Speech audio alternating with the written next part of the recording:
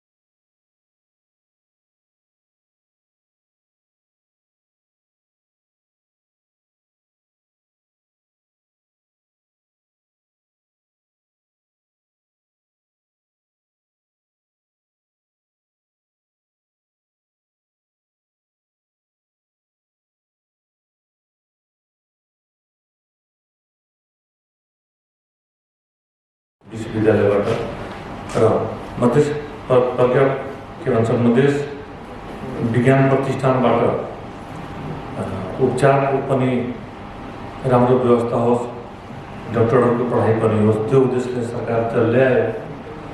तर अहिलेसम्म जति उपलब्धि हुनुपर्ने त्यति उपलब्धि मेरो ख्यालले हुन सकेको छैन। तर आज जुन तपाईहरु समस्या पनि भन्नुभयो र त्यसको समाधान पनि बताउनुभयो, त्यो समाधान गर्नको निम्ति प्रदेश सरकार प्रतिबद्ध छ। म तपाईलाई जानकारी गराउन चाहन्छु।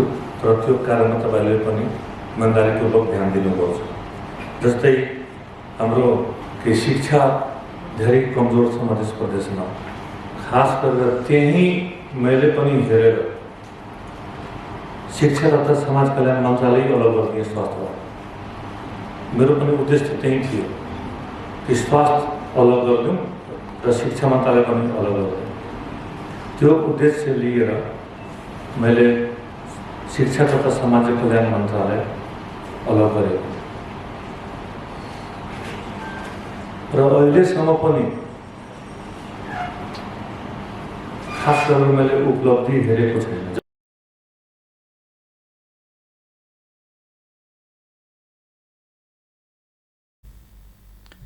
मुख्यमन्त्री यादवले मधेसका प्रत्येक निर्वाचन क्षेत्रमा एक नमुना प्रविधि विद्यालयका लागि 3 वर्षदेखि बजेट छुट्याउने गरेको र हालसम्म 48 करोड रुपियाँ खर्च भइसक्दा समेत कुनै उपलब्धि सुन्न नपाएको पनि बताउनुभयो। प्रमाणअनुसार कारबाही पनि गर्छु, सरुवा पनि गर्छु भन्नु होइन। प्राविधिक विद्यालयको नाममा 25-25 लाख रुपया दिनु। शायद प्रत्येक निर्वाचन क्षेत्र में एउटा थियो, तो 64वटा प्राविधिक विद्यालय में 25-25 लाख दरले 75 लाख रुपया भयो एउटा विद्यालयको। त्यो हिसाबले लगभग 48 करोड रुपया हुन्छ 3 वर्षको। तर 48 करोडको उपलब्धि के त्यो त मैले आज सुन्न पाएँ। त्यो मलाई लाग्छ कि त्यो 48 करोडको उपलब्धि भनेको जिरो नै छ।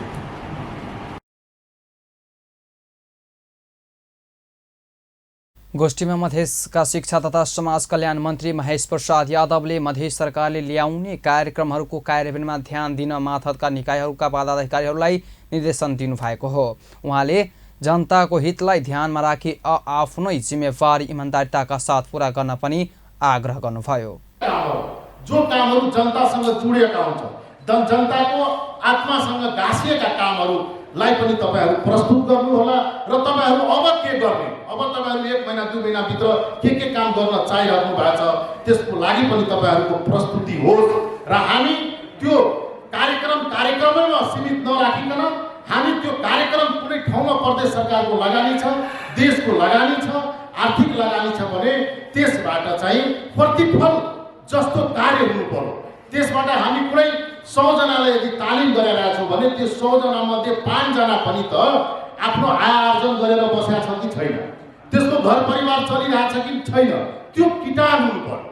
हामी हजारौं जनाको हामी तालिम गराउँछौं तर त्यसबाट हामीले आउटपुट के पाउँछौं? त्यो फोटोमा मात्रै सीमित छ कि त्यो कागजमा मात्रै सीमित छ कि त्यो निश्चित रूपमा त्यसको घर परिवार त्यसबाट उपलब्धि लिइरहेछ कि भन्ने कुराहरू पनि तपाईहरुको बीचबाट आउनुपर्ने आवश्यकता हो र यहाँ खेलकुदको सन्दर्भमा पनि धेरै कुरा।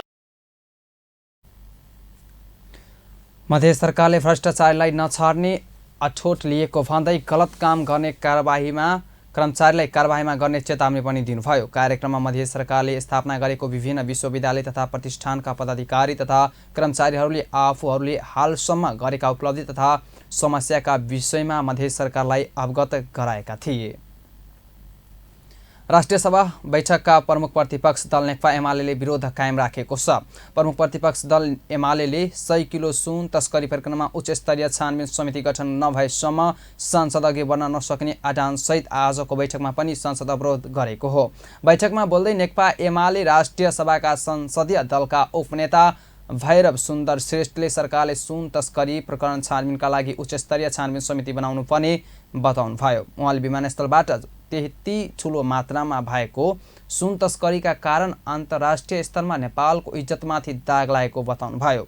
उहाँले यस प्रकारमा जो सुकै व्यक्ति संलग्न भए पनि ती व्यक्तिलाई कानुनको दायरामा ल्याउनु पर्ने बताउनुभयो। उहाँले सरकार यस प्रकारमा गम्भीर हुन नसकेको बरु अहिले नयाँ तथ्यहरू बाहिर आइरहेको बताउनुभयो। उहाँले सत्य तथ्य छानबिनका लागि उच्च स्तरीय छानबिनको माग गर्दै सरकार दोषीलाई कारबाही गर्न उच्च स्तरीय छानबिन समिति बनाउन तयार नभएसम्म संसद अघि बढ्न नसक्ने स्पष्ट पार्नुभयो। सम्माननीय प्रधानमन्त्रीले यही समयमा कहीँ बोल्ने क्रममा भन्नुहुन्छ अब कुनै पनि भ्रष्टाचार सम्बन्धी या कुनै पनि सबै फाइलहरू खोलिने चाहिँ छ, कसैको पनि कुरा चाहिँ सुनाइ हुने छैन भन्ने कुराहरू प्रधानमन्त्रीले त्यसरी बोल्नुहुन्छ र गृहमन्त्री समेतले पनि त्यस्तै उपप्रधानमन्त्री तथा गृहमन्त्रीले त्यही खालको कुरा बोल्नुहुन्छ कि अब कसैको कुरा पनि सुनिने छैन, चाहे त्यो जुनसुकै टारको होस् चाहे जुनसुकै कोर्टको होस्, जहाँ सुकैको व्यक्ति परे पनि त्यसलाई छोड्ने छैन र कानुनको कठघरामा ल्याइन्छ भन्ने कुरा भन्नुहुन्छ। त भन्ने कुरा एउटा चाहिँ छ, व्यवहारमा अर्कै कुरा छ। म चाहिँ सम्मान्य अध्यक्षज्यूलाई म फेरि पनि अध्यक्षज्यू मार्फत सरकारलाई म ध्यान आकर्षण गर्न चाहन्छु कि नयाँ तथ्यहरू जो चाहिँ सार्वजनिक भएका छन् ती तथ्यहरूको बारेमा त मैले आज फेरि पनि अस्ति 11 गतेको हाउसमा पनि कुरा उठेको थियो हाम्रो तर्फबाट म आज फेरि पनि तिनी कुराहरूलाई उठाउन चाहन्छु र सरकारले ती सत्य तथ्य कुराहरूलाई यदि के त खण्डन चाहिँ गरोस् कि होइन भन्ने कुरा यदि सरकारले ती सत्य तथ्य चाहिँ भनेर हामीले ओलेका विषयमा सरकारले चाहिँ हो यो कुरा भएको भन्ने भन्छ भनेपछि सरकारले उच्च छानबिन समिति बनाउनुमाथि उसले आफ्नो भूमिका खेल्नुपर्छ। साउन 22 गते दिउँसो 1 बजे बस्ने गरी आजको राष्ट्रिय सभाको बैठक स्थगित भएको छ।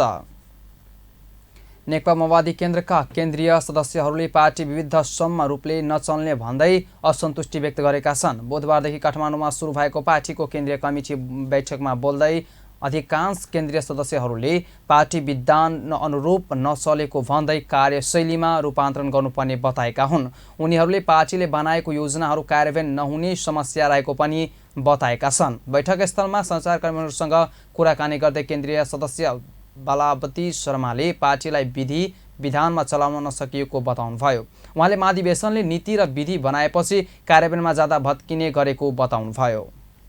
ठ्याक्कै कमजोरी भन्दाखेरि कस्तो छ भने हाम्रो साङ्गठनिक रूपमा चाहिँ हामीले यहाँले भने जस्तै रूपान्तरण गर्न जाने बेलामा चाहिँ त्यो नीति विधि भत्किन्छ र सबैभन्दा मुख्य समस्या साङ्गठनिक रूपले हामी राजनीतिक वैचारिक रूपले नेतृत्व गर्दा गर्दै पनि हाम्रो एजेन्डा हुँदा हुँदै पनि साङ्गठनिक रूपले चाहिँ यो माओवादी हाम्रो माओवादी पार्टी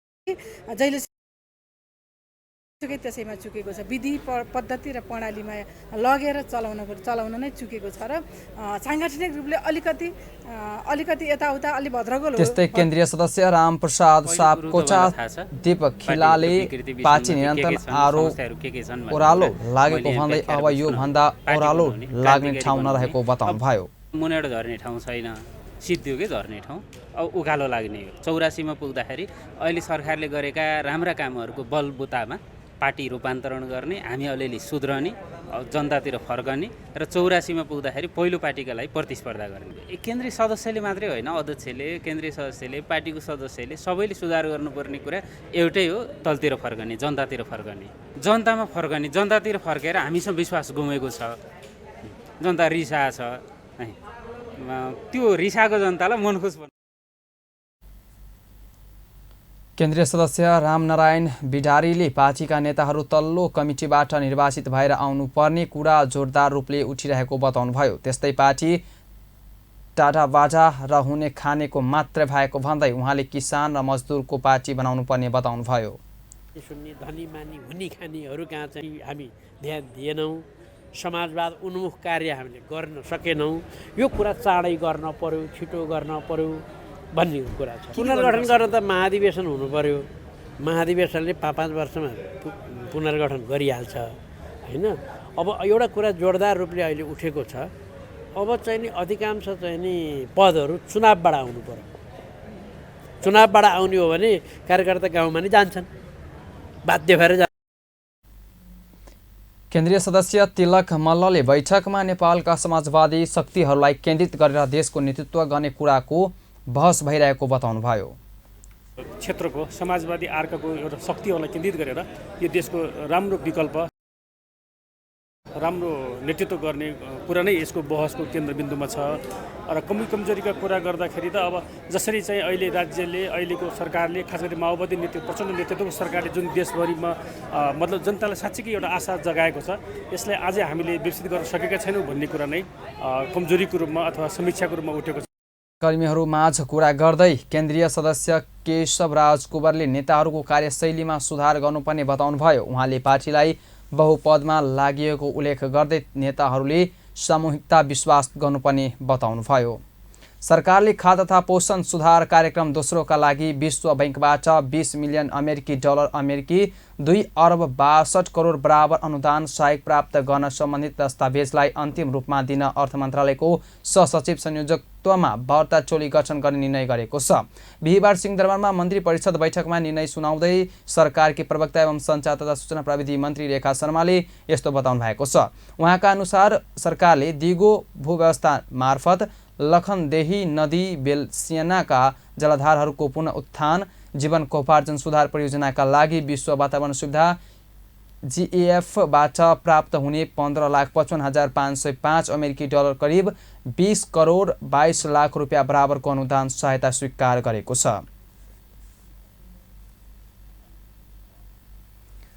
प्रवक्ता शर्माले सरकारले मन्त्री परिषद आर्थिक पूर्वाधार समितिबाट पेश भएको जलवायु परिवर्तन न्यूनीकरण तथा अनुकूल राष्ट्रिय कार्यान्वयन योजना स्वीकृत गर्ने मन्त्री परिषदको विधेयक समितिबाट पेश भएको विज्ञापन नियमन गर्न पहिलो संशोधन नियमावली 2080 लाई पनि स्वीकृत गर्ने, मन्त्री परिषदको विधेयक समितिबाट पेश भएको विद्यालय शिक्षा सम्बन्धी कानुनलाई संशोधन र एकीकरण गर्न बनेको विधेयक संघीय संसदमा पेश गर्न स्वीकृति दिने र मन्त्री परिषद विधेयक समितिबाट पेश भएको श्रम पहिलो संशोधन नियमावली 2080 स्वीकृत गर्ने निर्णय गरेको समेत बताउनुभयो।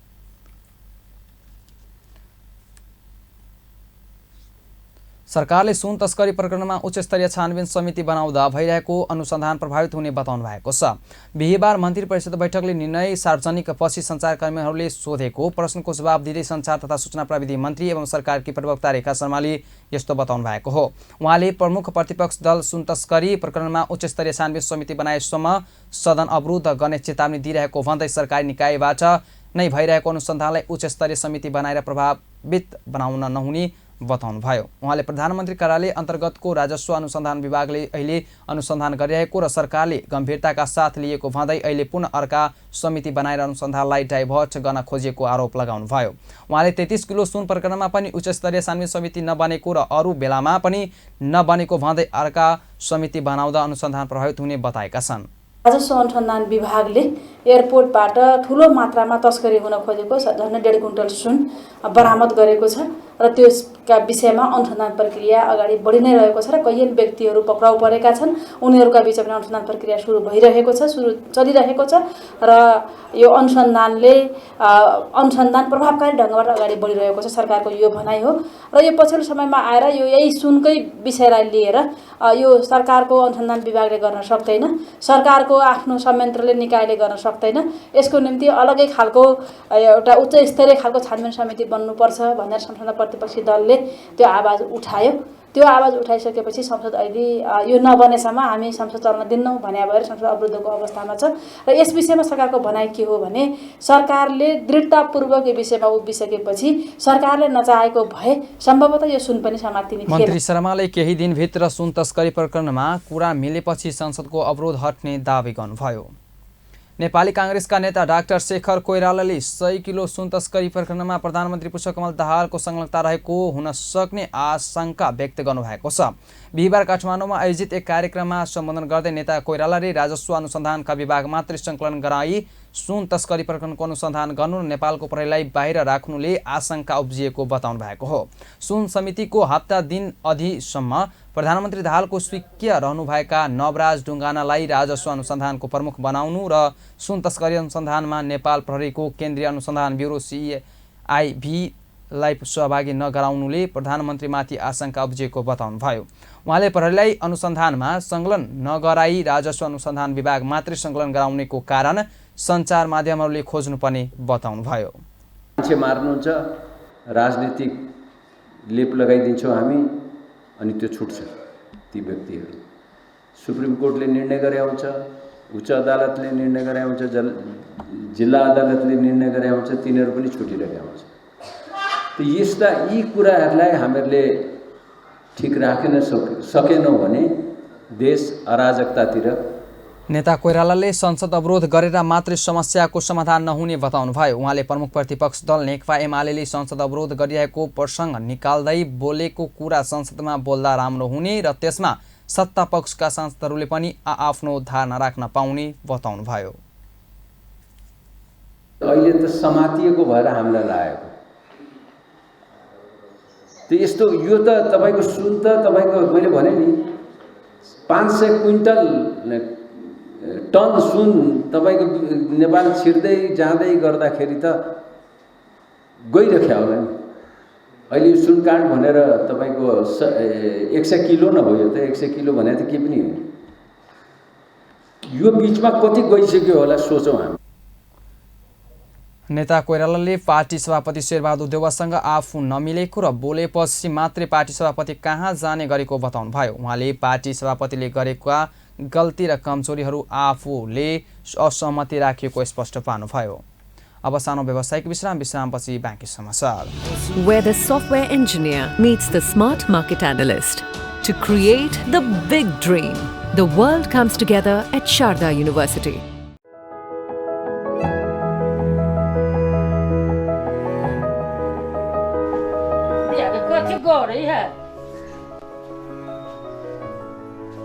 पलंगड़ी के केहन है तोशक छोटे है, केना दाना तोशक देने है। ये एते बढ़िया पलंगड़ी देलिए, तोशक केहन देलिए या? जहाँ भी खोजली तो यहने मिले। से अहाँ के मालूम नहीं है, मिल एरिया में ताज रुई सेंटर में पलंग के नापी अनुसार पर गद्दा सब भेटी। ताज रुई सेंटर में जाकर हम दोसर बनवा के अभिये लेने आबै छी।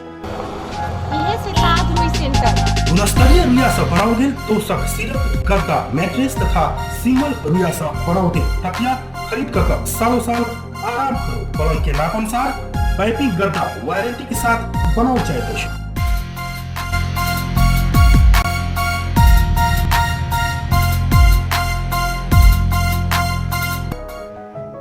ताज रुई सेंटर से हाथ के हाथ बना के हम ला देली अपने के। बहुत बढ़िया गद्दा हवा। ताज रुई सेंटर सीरक भंडार मिल्स एरिया एसई परीक्षा 2079 मा सफल हुने सबैजनामा हार्दिक शुभकामना व्यक्त गर्दै यस विद्यालयबाट यस वर्ष एसई परीक्षामा सहभागी 161 मध्ये 37 जना A+ र 17 जनाले A ल्याएको जानकारी गराउँदै शैक्षिक सत्र 2080 का लागि कक्षा 11 मा भर्ना खुलेको जानकारी गराइन्छ। पढाइ हुने विषयहरू प्राविधिकतर्फ कम्प्युटर इन्जिनियरिङ, विज्ञान, वाणिज्य, नेपाली र अङ्ग्रेजी, संस्कृत। हाम्रा विशेषताहरू यातायातको सुविधा, निशुल्क पाठ्य पुस्तक, प्रयोगशालाको व्यवस्था, पुस्तकालयको व्यवस्था, स्तरीय डिजिटल कक्षा कोठा, खेल मैदान, अतिरिक्त क्रियाकलाप, विद्यालयको मोबाइल एपबाट हाजिरीको व्यवस्था। थप जानकारीका लागि सम्पर्क श्री यज्ञबल्क्य संस्कृत माध्यमिक विद्यालय ज्ञानकूप धनुषा 041 523 001 041 523 001। विश्रामपछि पुनः समाचारमा स्वागत छ। अब बाँकी समाचार। संवैधानिक परिषदको बैठकले साउन 20 गतेबाट रिक्त हुने प्रधान न्यायाधीश पदमा विश्व एम्भर श्रेष्ठको नाम सिफारिस गरेको छ।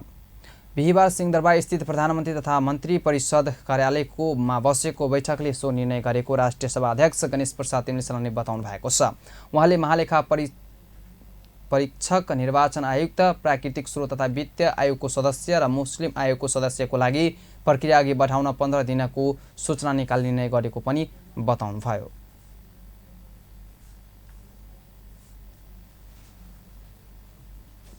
महालेखा परीक्षक, निर्वाचन आयुक्त, वित्तीय प्राकृतिक स्रोत तथा वित्तीय आयोगको सदस्य र मुस्लिम आयोगको सदस्यको लागि त्यो प्रक्रियाको लागि अगाडि बढाउनलाई 15 दिनको सूचना निकाल्नुपर्ने, इच्छुकहरूको आवेदन माग्नुपर्ने व्यवस्था छ। त्यसको लागि सूचना निकाल्ने भन्ने निर्णय गरेको छ। आज चाहिँ साउन 20 गतेबाट प्रधान न्यायाधीश हरिकृष्ण कार्की उम्मेदवार हदका कारण अनिवार्य अवकाशमा जाँदै हुनुहुन्छ। संघीय संसद अन्तर्गतको संसदीय सुनवाई समितिले प्रस्तावित 6 जना राजदूतको नाम सर्वसम्मतले अनुमोदन गरेको छ। समिति ज्येष्ठ सदस्य सभापति ज्ञानेन्द्र बहादुर कार्कीले सरकारबाट सिफारिस भएर आएका राजदूतहरूको नाम समितिको विभिन्न बिहिबार बसेको बैठकले सर्वसम्मत अनुमोदन गरेको बताउनु भएको हो। संयुक्त राष्ट्र संघ नेपालको स्थायी नियोगको स्थायी प्रतिनिधि लोक बहादुर थापा, स्विजरल्यान्डका लागि अवश्य राजदूत रामप्रसाद सुवेदी, फ्रान्सका लागि अवश्य राजदूत सुधीर भट्टराई, कुवेतका लागि अवश्य राजदूतमा घनश्याम लम्साल, संयुक्त अरब इमिरेट्सका लागि अवश्य राजदूतमा तेज बहादुर छेत्री र थाइल्यान्डका लागि अवश्य राजदूतमा धन बहादुर ओलीको नाम अनुमोदन भएको हो। सभापति कार्कीले प्रस्तावितहरूको सम्बन्धमा 5 वटा उजुरी प्राप्त भएको र तीमध्ये 3 वटा सैद्धान्तिक प्रकृति र 2 वटा उजुरी व्यक्तिगत केन्द्रित रहेको बताउनुभयो।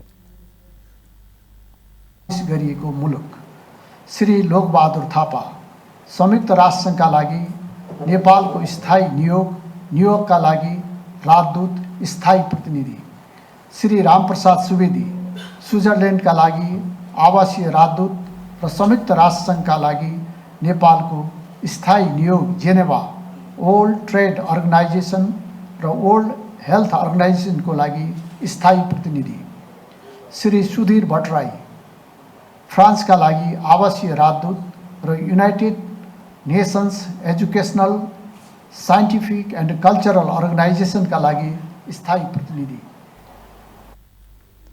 संसदीय सुनवाई समितिको कार्यविधि 2080 को दफा 19 अनुसार प्रस्तावित व्यक्तिहरूले प्रस्तावित पदका लागि आफ्नो योग्यता, अनुभव, अभिरुचि तथा उक्त पदको जिम्मेवारी वहन गर्न सन्दर्भमा आफ्नो धारणा प्रस्तुत गरेका थिए। संसदीय सुनवाई समितिले दुई देशको राजदूतमा प्रस्तावित व्यक्तिहरूको सुनवाई गरेको छ। समितिको बिहिबार बसेको बैठकले युनाइटेड अरब इमिरेट्स UAE का लागि तेजबहादुर छेत्री र कुवेतका लागि प्रस्तावित राजदूत घनश्याम लम्सालको सुनवाई गरेको हो। प्रस्तावित राजदूतले आफूले जिम्मेवारी पाएको दुई देशबीचको सम्बन्धलाई थप सिद्ध गर्न भूमिका खेल्नुपर्ने बताउनुभयो। बैठकमा बोल्दै UAE का लागि प्रस्तावित नेपाली राजदूत तेजबहादुर छेत्रीले आफ्नो लागि यो एउटा अवसर भएकाले त्यहाँ रहेका नेपालीको सहयोग गर्ने प्रतिबद्धता जनाउनुभयो। उहाँले देशको हितका लागि आवश्यक कामहरूका लागि त्यहाँको सरकारसँग समन्वय र सल्लाह गरेर अघि बढाउने, द्विपक्षीय सम्बन्ध सुधार गर्ने विस्तारका लागि काम गर्ने प्रतिबद्धता जनाउनुभयो। मलाई यो उसमा पनि एउटा अपर्च्युनिटी मिलेको छ, त्यसको निम्ति मैले काम पक्कै गर्नेछु भन्ने मैले विश्वास दिलाउन चाहन्छु। त्यस्तै सिस्टर त्यहाँ UAE मा गएपछि UAE को त्यहाँको विदेश मन्त्रालय लगायत पदाधिकारीसँग चाहिँ भेटघाट गर्नेछु। अन्य मेरो काउन्टर पार्टहरूदेखि लिएर सरकारी निकायसँग पनि मैले गर्नेछु, निजी क्षेत्रसँग पनि सहकार्य र विस्तार गर्नेछु।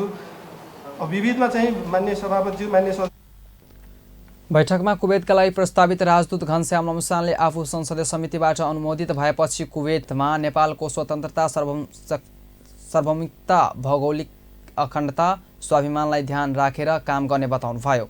उहाँले त्यहाँ हरेक रहेका नेपाली नागरिकको हक हितका विषयमा केन्द्रित भई काम गर्ने बताउनुभयो। सार्वभौम सत्ता, भौगोलिक अखण्डता, राष्ट्रिय स्वाधीनता, स्वाभिमान, नेपालीहरूको हक हित जस्ता विषयहरूलाई केन्द्रमा राखी नेपालको संविधान, कानुन, नेपाल सरकारको नीति निर्देशन, परराष्ट्र मन्त्रालयले समय समयमा समितिको बैठकमा सांसदहरूले राजदूतहरूले नियुक्ति भएको देशमा पुगेपछि विमानस्थलको रूपमा लिने गरेको भन्दै आगामी दिनमा त्यसो नगर्न सचेत गराए। राजदूत नियुक्ति भइसकेको पछि सम्बन्धित देशमा रहेका नेपाली नागरिकहरूको हक हित सुनिश्चित गर्न जोड दिन आग्रह गरे।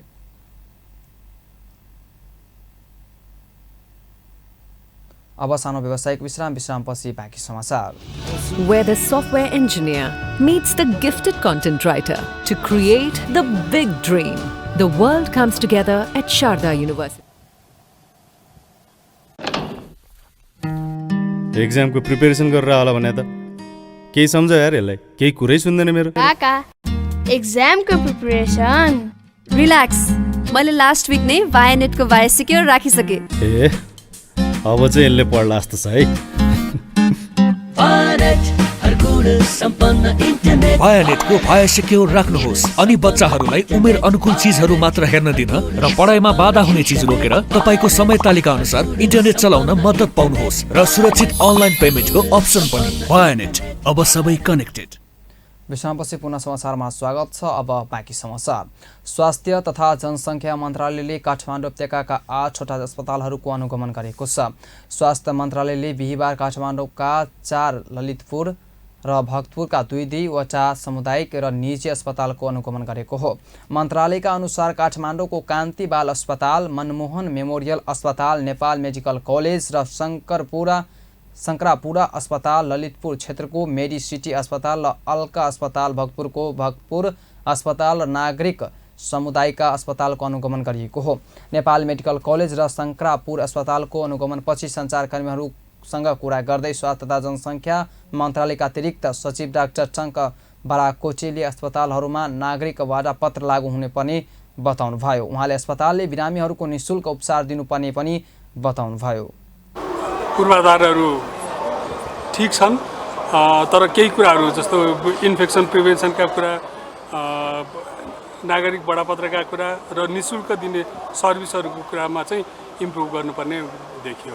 अरू हामी डिटेल रूपमा भनेका छौँ, केही सानातिना कुराहरू छन्, केही चाहिँ अलिक गम्भीर रूपमा लाग्नुपर्ने कुराहरू पनि छन्, त्यो हामी डिटेल रिपोर्ट बनाएर दिन्छौँ। बिल्डिङै चाहिँ अब रेजिडेन्सियल बिल्डिङमा अनुगमनमा स्वास्थ्य मन्त्रालयका अतिरिक्त सचिव, सहसचिव, उपसचिव लगायतको सहभागी रहेको थियो। यसअघि स्वास्थ्य मन्त्रालयले काठमाडौँका फार्मेसीहरूको अनुगमन गरेका थिए। नेपाल उद्योग वाणिज्य महासङ्घका अध्यक्ष चन्द्रप्रसाद ढकालले राष्ट्र बैङ्कले निजी क्षेत्रले दिएका सुझावहरू मौद्रिक नीति सर्कलमा समेट्न अपेक्षा रहेको बताउनु भएको छ। बिहिबार महासङ्घले आयोजना गरेको आर्थिक नीतिले परिवर्तन गरेका कर नीति र मौद्रिक नीतिको असर विषयक कार्यशैली गोष्ठीमा बोल्दै उहाँले यस्तो बताउनु भएको हो। उहाँले राष्ट्र बैङ्कले जारी गरेको मौद्रिक नीति कार्यान्वयनका लागि सर्कुलर क्रमशः जारी भइरहेको बताउँदै निजी क्षेत्रले दिएका सुझावहरू मौद्रिक सर्कुलरमा समेट्न अपेक्षा रहेको बताउनुभयो। उहाँले सरकारले ल्याएको बजेट र मौद्रिक नीति दुवैले वर्तमान आर्थिक समस्याको समाधान तत्कालै गर्न गरी आउन नसकेको बताउनुभयो। सुझावहरू वास्तवमा हामीहरूले योभन्दा पहिलाको चाहिँ भन्नाले एउटा चाहिँ परम्परागत जुन एउटा चाहिँ निजी क्षेत्रका विभिन्न छाता सङ्गठनहरूले फरक दिने गरिएको जुन एउटा चाहिँ जुन सुझाव भनौँ अथवा धारणा भनौँ अथवा त्यसमा चाहिँ जुन त्यो विषयमा चाहिँ आइसकेपछि एउटा चाहिँ समीक्षा गर्ने कुराहरू वास्तवमा अहिले खास गरी यो कार्य समिति चाहिँ आइसक्यो। उहाँले निजी क्षेत्रले घर जग्गा लगायतका विषयमा दिएको सुझावलाई सम्बोधन गरिएको बताउनुभयो। नेपाल क्रसर तथा खानी उद्योग व्यवसाय महासङ्घले तत्काल कानुन बमोजिम दर्ता भएका उद्योगहरू नवीकरण गरी सञ्चालन गर्न वातावरण बनाउन माग गरेको छ। नेपाल सरकारबाट कानुन बमोजिम दर्ता भई इजाजत लिई सञ्चालनमा रहेको क्रसर खानी तथा बालुवा उद्योगहरू नवीकरण गरी सञ्चालन गर्ने बताउनु भएको माग गरेको छ। महासङ्घले लामो समयदेखि सरकारबाट कानुन बमोजिम दर्ता भई इजाजत लिई सञ्चालनमा रहेको क्रसर खानी तथा बालुवा उद्योगहरू नवीकरण नभएसम्म क्रसर उद्योगहरू बन्द गरिएको रहेको छ। महासङ्घका अध्यक्ष सीताराम न्यौपानेले 77 वटै जिल्ला प्रशासन कार्यालयमा दर्ता भई सञ्चालित क्रसर उद्योगहरूको तत्काल नवीकरण गरी क्रसर उत्पादन उत्खनन तथा बिक्री वितरण गर्न वातावरण सरकारले बनाउनु पर्ने बताउनुभयो। उहाँले तत्कालीन कानुन अनुसार दर्ता भई सञ्चालनमा अनुमति प्राप्त गरी सञ्चालित क्रसर खानी तथा बालुवा उद्योगको नवीकरण गर्नु सरकारको दायित्व रहेको पनि बताउनुभयो। गरेको निर्णय हो, त्यो निर्णय कार्यान्वयन भएको छैन। नभइसकेपछि चाहिँ अब हामीले सरकारको तहमा विभागीय मन्त्रालयहरूमा पनि हामी पुग्यौँ, विभागीय मन्त्रीज्यूहरूलाई पनि हामीले अनुरोध गऱ्यौँ होइन। सङ्घीय मन्त्रालय अब जस्तै उद्योग मन्त्रालय, गृह मन्त्रालय, अर्थ मन्त्रालयमा पनि हामीले चाहिँ कुराहरू गऱ्यौँ। अब कुरा गर्दाखेरि उहाँहरूको जस्तै तपाईँहरूको कुरा ठिक हो। उहाँले कानुन सम्मत दर्ता भएका उद्योग मापदण्डका कारण नवीकरण नभएको उद्योगले नेपाल सरकारलाई तिर्नुपर्ने कर तिरेर नवीकरण गरी सञ्चालन गर्ने विषयमा सरकारले तत्काल निकास गरिदिनुपर्ने बताउनुभयो।